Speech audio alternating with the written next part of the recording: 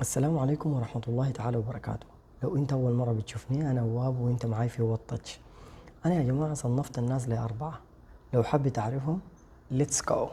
الشخصية الاولى انت تخسر وانا افوز، والشخصية دي دايما بتؤمن انه الحياة عبارة عن صراع، والفائز او الناجح فيه هو اللي بيتغلب على الاخرين. عشان كده بتحقق اهدافها على حساب الناس اللي من حولها، ومستعدة تستغل اي شخص او اي ظرف، ومستعدة تصل لغاياتها ولو كانت بأسوأ الطرق.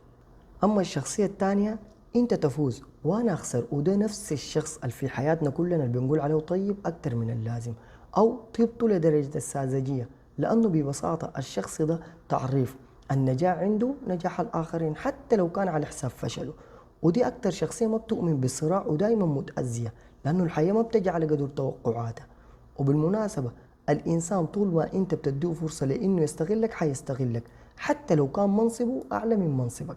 الشخصية الثالثة أنت تخسر وأنا أخسر، وده الشخص الحاقد، وده شخص بيؤمن إنه الحياة دي عبارة عن صراع، لكن هو ما عنده فرصة إنه يفوز فيه. عشان كده بيسعى لإنه كل الناس تفشل حتى لو كان فشلهم بيعني فشله.